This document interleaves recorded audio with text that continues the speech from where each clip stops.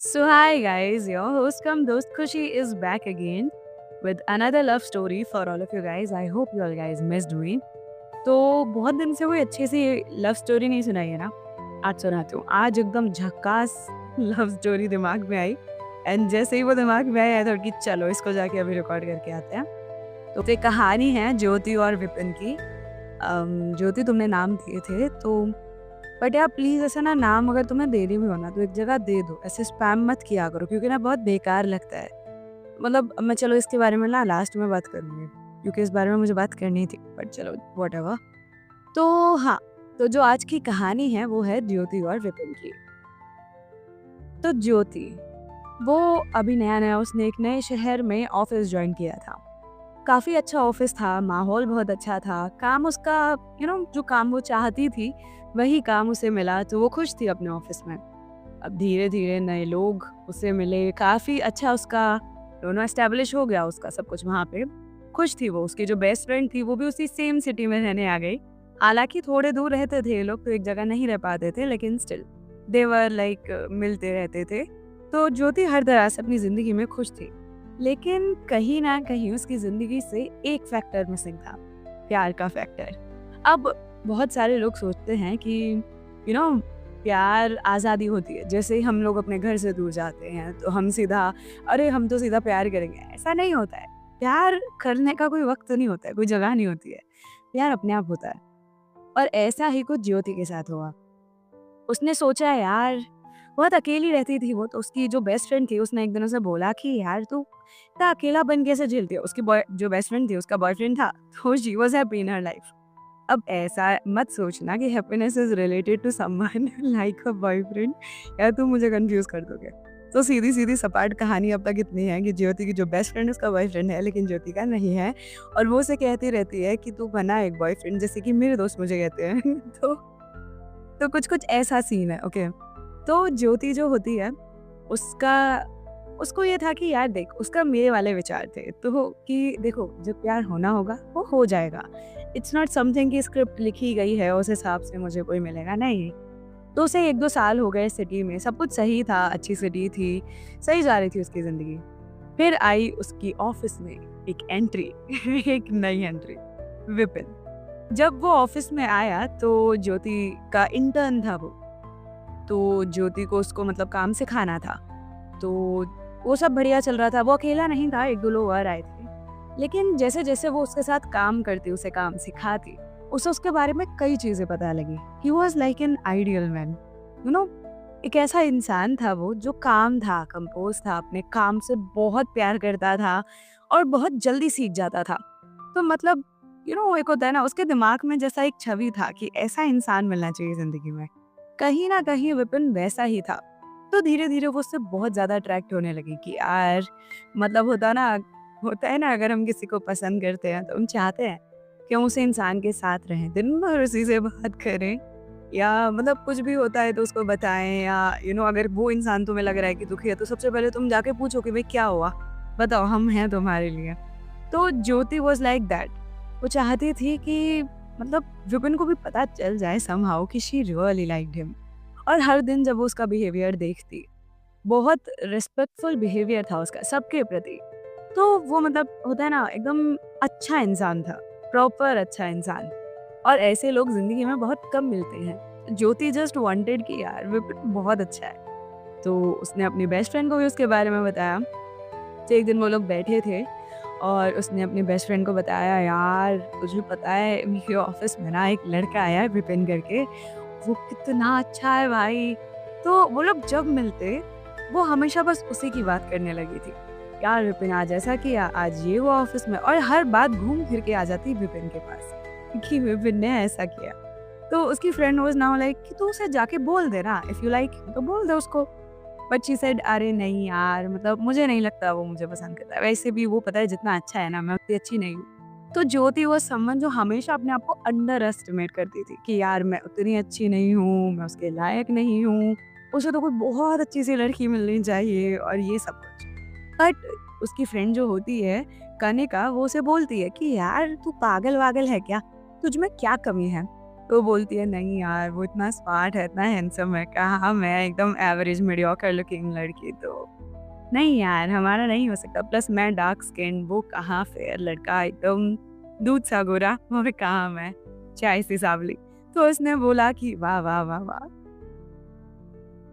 तो कनिका ने उसे बोला कि तू पागल है, पता है तुझे पता नहीं है तेरी वर्थ। लेकिन होता है ना कभी कभी हम हमारे बैरियर्स को इतना अपने आगे रख देते हैं कि हमें लगता है कि हम बिल्कुल कुछ भी डिजर्व नहीं करते हैं। और ये सिर्फ एक ज्योति का ही मतलब पर्सपेक्टिव नहीं था, हम में से बहुत सारे लोग ऐसे होते हैं जो अपनी कमियों को इतना ज्यादा अपने आप को समझा देते हैं ना अपने दिमाग में कि हम में है कमी, भले ही वो कमी इतनी ओवर डोमिनेटिंग हो भी ना, लेकिन फिर भी हमें लगता है यार हमें ये कमी है। और खुद को इतना बोलते रहते हैं कि सामने से अगर कोई अप्रोच भी करे तो सोचता है ये पागल होगा। तो ज्योति उस बैरियर को तोड़ नहीं पा रही थी। वो खुद को जब भी कोशिश करती कि वो विपिन को बताए कि क्या सीन है, क्या है, ये है, वो है, और जैसे ही वो बताने जाती खुद को रोक देती, क्या सोच के कि मैं उसके लायक नहीं हूँ। अब उसे कुछ नहीं समझ आ रहा था। कभी कभी विपिन उसे मिक्स्ड सिग्नल दिया करता, बट उसको कुछ समझ ही नहीं आता। उसे लगता जैसे मैंने ही गलत सोचा होगा, वो मुझे क्यों पसंद करेगा, वो तो इतना बढ़िया लड़का है। तो होता है, तो ज्योति के लिए वैसा ही था। अब उसकी फ्रेंड कनिका ने उसे कई बार बोला कि तुम मुझे उसका नंबर दे दे, मैं बात कर लेती हूँ उससे, बट प्लीज उससे बात तो कर, because Kanika was now fed up. वो कभी भी ज्योति से बात करती हमेशा उसका एक ही रहता कि यार आज ना विपिन ने ना इस कलर की शर्ट पहनी थी, आज इतना अच्छा लग रहा था। होता है ना हमारे बेस्ट फ्रेंड्स को सब कुछ बताते हैं कि A to Z जो भी चल रहा होता है, यार पता है ऐसा हुआ। तो शी वाज फेड अप। तो उसने कहा अब तो देख तेरी सेटिंग तो मैं उससे करवा के रहूंगी। एंड ज्योति ने कहा तू ना अपनी तरफ से कुछ भी फालतू का काम मत कर दियो, क्योंकि मेरी उससे अगर दोस्ती भी टूटे ना तो मैं तुझे छोड़ूंगी नहीं। एंड ज्योति ने कहा फिर कनिका को ऐसा, तो कनिका ने कहा ठीक है मेरी माँ, मैं कुछ नहीं कर रही हूँ, मैं तो चाहती हूँ तू उसे अप्रोच करे। But then Jyoti was like that कि नहीं नहीं नहीं। अब एक दिन वो अपने घर जा रही थी तो थोड़ी सी लेट हो गई, सब लोग जा चुके थे ऑफिस से और उसका कुछ काम बचा था। तो जब घर जा रही थी तो अचानक से किसी ऑटो में उसने जब लिफ्ट ली तो वो ऑटो वाला कुछ गलत इंटेंशन से उस ऑटो को किसी और रास्ते पे ले जाने लगा। अब ज्योति डर तो गई थी, लेकिन खुद को बचाने के लिए वो उस ऑटो से बाहर कूद गई। वो इतना तेज उस वक्त था नहीं, तो वो जैसे ही वहां से बाहर कूदी वो वहां से भाग गई एकदम से। और उसने लास्ट डायल कनिका को किया था क्योंकि वो उसी से मिली थी। तो उसने जल्दी से जाके और एकदम डर गई थी वो, क्योंकि वो ऑटो वाला वापस आकर उसे ढूंढ रहा था। तो पहले वो भागी, उसने अपने लिए एक जगह ढूंढी जहाँ अंधेरा बहुत था और वो अपनी सिसकियों को रोक रही थी क्योंकि उसके लग भी गई थी, खून भी निकल रहा था हाथ से पैर से। और वो बस एक जगह छुप गई चुपचाप। वो ऑटो वाला थोड़ी देर तो उसको ढूंढता रहा, लेकिन उसके बाद वहां से चला गया। लेकिन ज्योति के दिमाग में एक ट्रॉमा रह गया। उसे डर था कि वो फिर से तो नहीं आ जाएगा। और वो इस अनजान सिटी में, भले ही वो 1 साल से वहां थी, लेकिन इस एरिया का उसे कोई अंदाजा नहीं था। उसने जल्दी से कनिका को व्हाट्सएप पे भेजा मैसेज, उसको अपनी लोकेशन भेजी और उसके बाद उसने फोन मिलाया कनिका को। उसने उसकी आवाज तक नहीं सुनी और ज्योति बस रोने लगी बुरी तरह। और रोते रोते उसने सब कुछ बताया, पर सामने से कनिका कुछ भी नहीं बोली। That was strange. उसके बाद उसे थोड़ा अजीब सा लगा और वो रोते रोते उसने उसे बताया कि मैंने तुझे अपनी लोकेशन शेयर की है, प्लीज जल्दी आ जाए यहाँ पे। उसके बाद उसके फ़ोन की बैटरी डेड होने ही वाली थी, इसलिए उसने काट दिया कि तुझे एटलीस्ट मेरी लोकेशन मिल जाएगी। पर अजीब बात ये थी कि कनिका कुछ भी नहीं बोली थी। अब कनिका भी कहीं किसी चीज़ में शामिल थी, उसे नहीं समझ आ रहा था। उस वक्त उसे बस डर लग रहा था। वो सिचुएशन जहाँ एकदम से जैसे अगर वो खुद को नहीं बचाती तो उसके साथ क्या होता उसे भी नहीं अंदाजा था। और उसने अभी भी खुद को बचा लिया है ये भी उसे नहीं पता था। उसे कुछ समझ ही नहीं आ रहा था।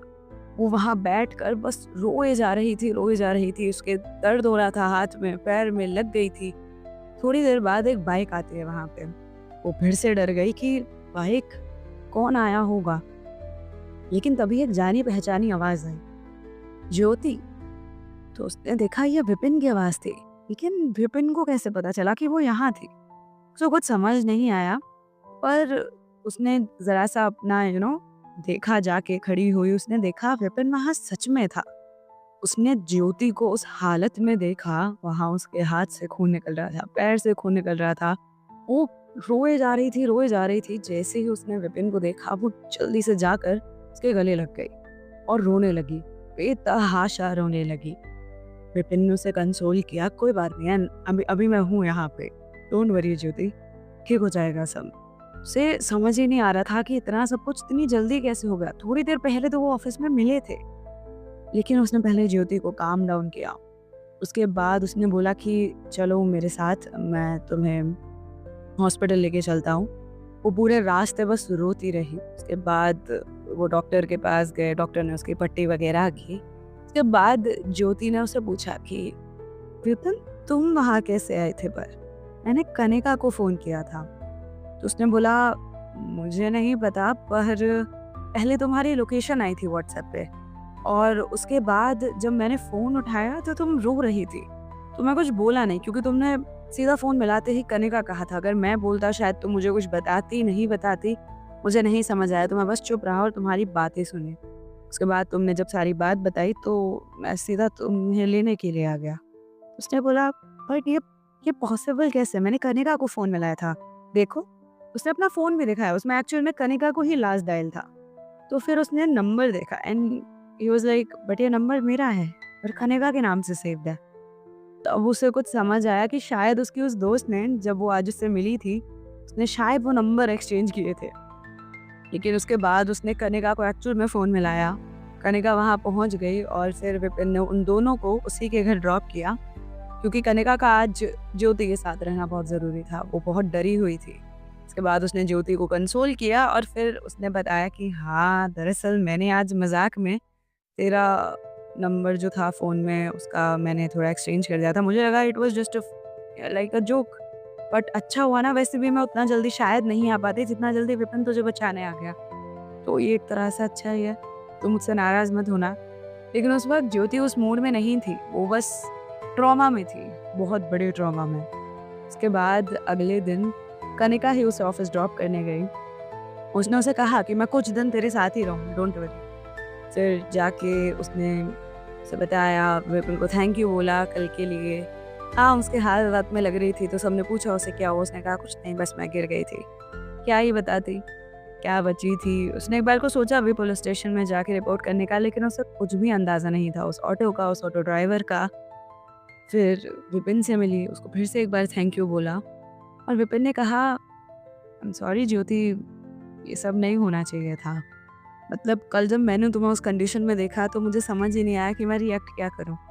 मैं खुद एक मिनट के लिए मैं खुद एकदम शांत हो गया कि तुम रो क्यों रही थी? वो भी इतनी बुरी तरह, जो ना आप देखा ना ताफ, मैं सीधा बाइक ऑन करके तुम्हारे पास आ गया। आई डोंट नो, और आज के बाद तुम अकेली तो बिल्कुल नहीं जाओगे। मैं हर रोज़ तुम्हें ड्रॉप करूँगा, सो बी प्रिपेयर्ड फॉर दैट। तुम अकेली नहीं जाओगे। ज्योति वाज़ लाइक, थैंक यू। धीरे-धीरे उनकी बातें बढ़ी, धीरे-धीरे ज्योति ने और समझा विपिन को और उसे और ज़्यादा प्यार हुआ उससे। क्योंकि अगर उस दिन शायद वो इतनी जल्दी उसके पास नहीं पहुँचता, तो पता नहीं क्या होता। उसका इतनी जल्दी उसके लिए आना, उसका कंसीडर, केयर करना उसकी, खूबसूरत था, जैसे प्यार होता है। हाँ, धीरे-धीरे उन्हें अपनी फीलिंग्स का अंदाज़ा लगने लगा। जब कभी ज्योति ऑफ़िस नहीं आती थी, तो विपिन को अकेला, अधूरा लगता, और कभी विपिन नहीं आता तो ज्योति तो उससे प्यार करने लगी ही थी। धीरे-धीरे उनकी लव स्टोरी आगे बढ़ने लगी और प्यार है, हो जाता है।